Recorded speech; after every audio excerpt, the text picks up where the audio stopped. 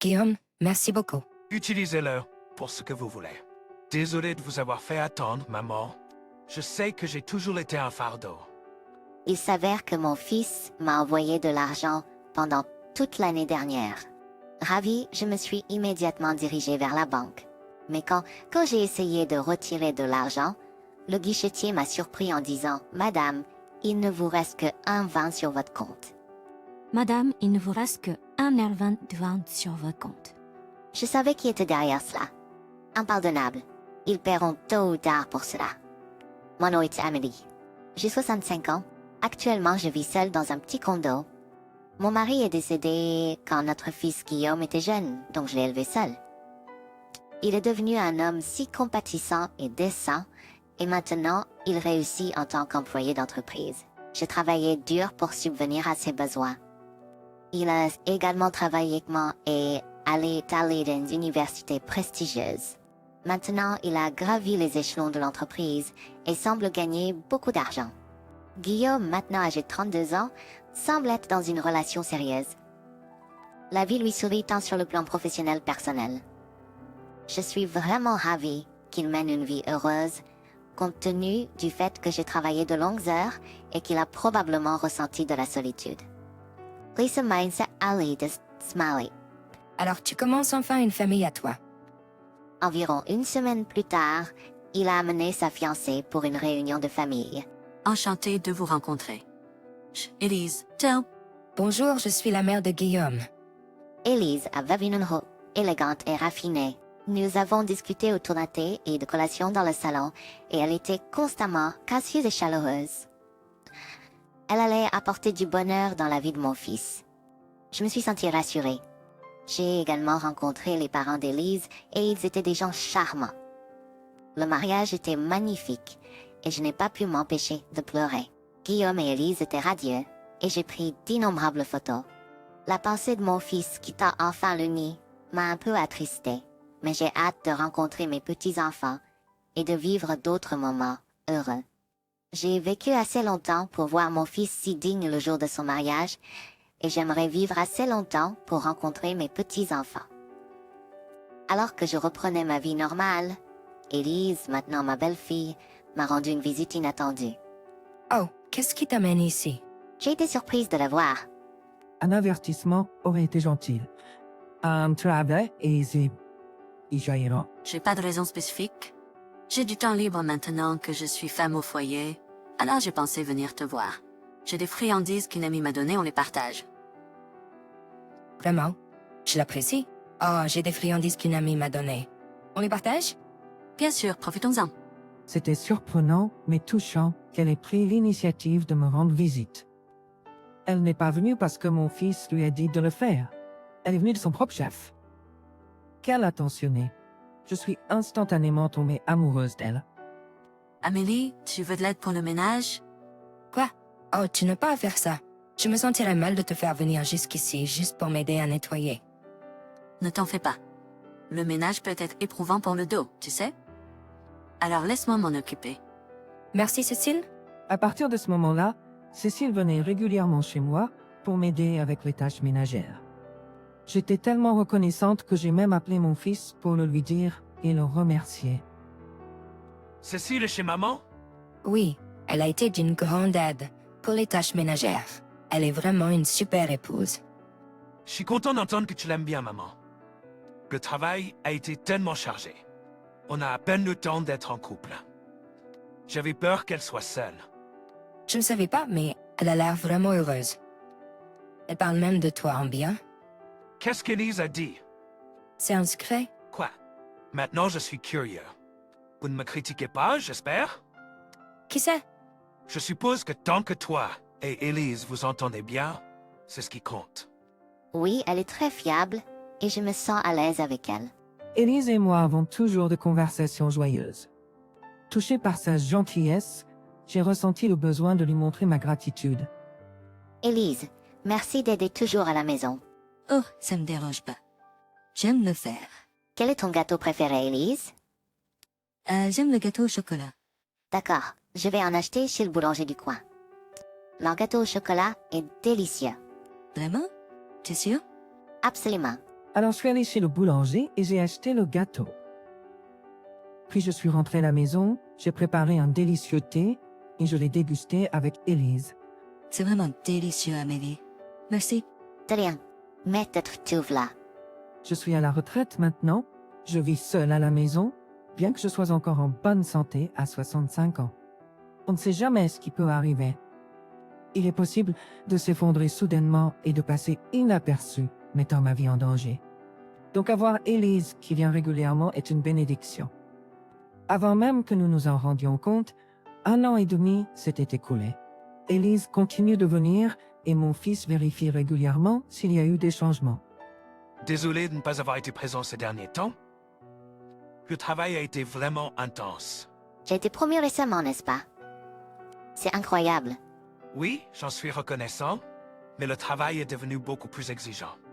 Ne te pousse pas trop, d'accord? Ta santé est ta richesse. Oui, merci.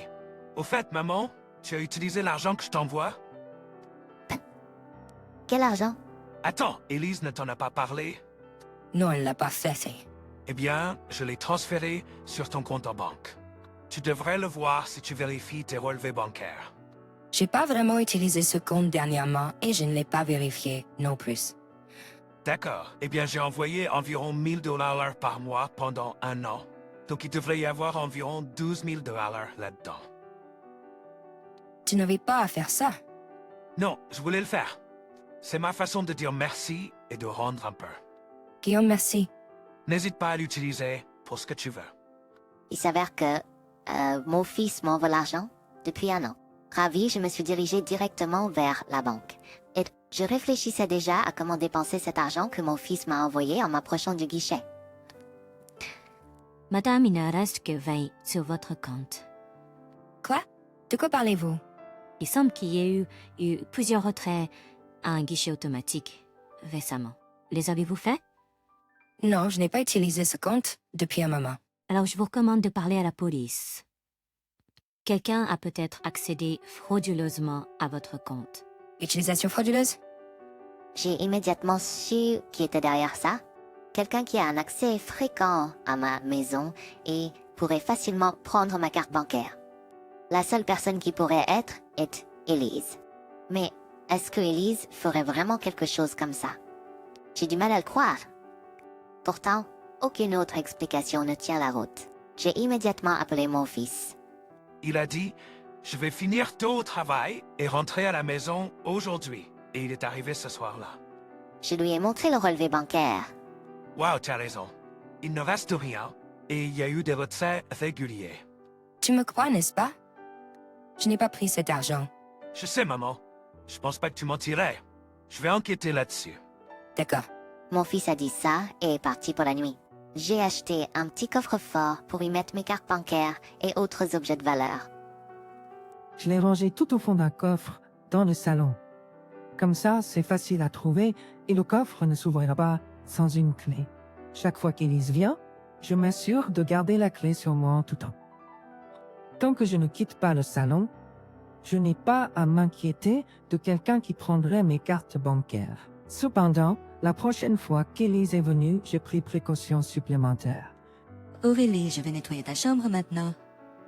Oh, merci. Environ 3 minutes après qu'Élise soit partie pour nettoyer, j'ai discrètement jeté un coup d'œil dans la chambre. Je l'ai vu fouiller dans ma commode. C'est là que j'ai gardé mes cartes bancaires et de débit. Discrètement, j'ai enregistré ses actions sur mon téléphone. Il était clair que Lise me volait de l'argent. Jusqu'où peut-on descendre? Faire semblant d'être gentil et puis faire quelque chose comme ça. Puis mon fils m'a donné une nouvelle choquante. Il semble qu'Élise fréquente des boîtes de nuit et dépense de l'argent là-bas. Quoi?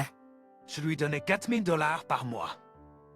Elle a toujours vécu frugalement, alors je pensais qu'elle économisait l'argent. Découvrir qu'elle le gaspille comme ça est vraiment choquant. Il s'avère qu'Élise dépense même l'argent que mon fils travailleur a gagné pour ses escapades en boîte de nuit. C'est absolument impardonnable. Comment ose-t-elle faire ça à mon précieux fils? Je vais te punir tout de suite. J'étais rempli d'une rage indescriptible. Quelques jours plus tard, je suis allé rendre visite à mon fils et sa femme. Aurélie, qu'est-ce qui t'amène ici? C'est inhabituel que tu viennes. Je l'ai appelé. Quoi? Guillaume l'a fait? Elle semblait perdue, ne se doutant pas que nous allions la confronter. Pourquoi as-tu appelé Aurélie? Mon fils est allé droit au but. Élise, tu as utilisé l'argent que j'ai envoyé à maman sans permission, n'est-ce pas? Quoi? De quoi parles-tu? Élise semble extrêmement troublée. Tu m'accuses de prendre l'argent d'Aurélie? Pourquoi dirais-tu ça tout à coup? Quand maman a vérifié son compte en banque, tout l'argent avait disparu et il y avait des retraits aux distributeurs qu'elle ne reconnaissait pas. Tu dis que c'est moi? Attends, c'est scandaleux. Pourquoi serais-je suspectée? Élise a crié, son visage devenant rouge. Aurélie, es-tu sûre de ne pas avoir simplement oublié et que c'est en fait de ta faute? Excuse-moi, tu dis que je suis sénile? Je ne le dis pas explicitement, mais si je suis suspectée, je dois dire que c'est possible. Et puis, Catherine a prétendu que c'était moi qui avais fait les retraits. Eh bien, si c'est ce que tu penses, peut-être devrions-nous consulter la police et leur faire vérifier les images de sécurité de la banque. Fine, Dès que j'ai mentionné le mot police, son visage a changé clairement bouleversé. tu en fais trop pour ça. Mon fils intervient rapidement. Trop pour ça? Nous avons en fait perdu 12 000 euros. C'est définitivement une affaire pour la police. Tu ne peux pas être sérieux.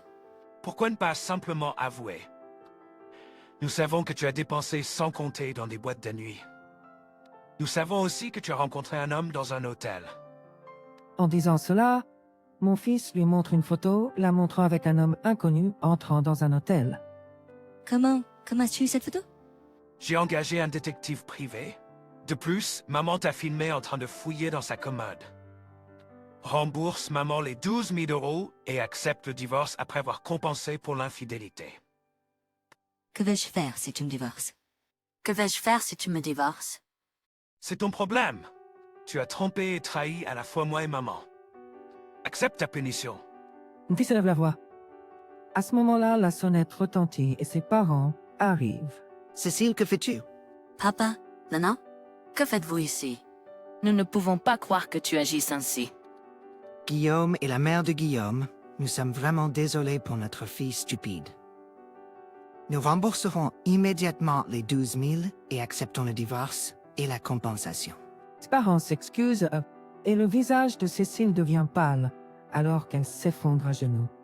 Après cela, mon fils obtient avec succès une voyage. Ses parents ont remboursé et donnent 12 000 $ volés et la compensation en une seule fois. Apparemment, Cécile avait deviné le code PIN de ma carte de retrait en se basant sur nos conversations passées. J'avais utilisé l'anniversaire de mon défunt mari comme code PIN et elle l'a découvert. Cécile a depuis été renvoyée vivre chez ses parents. Elle travaille actuellement à plusieurs emplois à temps partiel, dont la plupart servent à rembourser la dette. Je suis juste content de casser ce swing, déchaîné des sommes. Mon fils est rentré à la maison pour le moment et vit avec moi. La prochaine fois, je m'assurerai de vraiment comprendre la personne avant de me marier, dit-il. Je gérerai aussi mieux notre argent. Nous avons tous les deux des leçons à apprendre, je réponds. Nous sommes soulagés que cela se soit arrangé cette fois-ci, mais qui sait si nous serons aussi chanceux à l'avenir. Je dois me protéger, c'est certain. Je l'ai pris à cœur, me rappelant fermement que je dois protéger mes propres intérêts. Mon fils se remariera peut-être et déménagera un jour, mais pour l'instant je profite des jours que nous pouvons passer ensemble. Avec cela en tête, je me suis dirigé vers la cuisine pour préparer un délicieux repas pour mon fils qui travaille dur.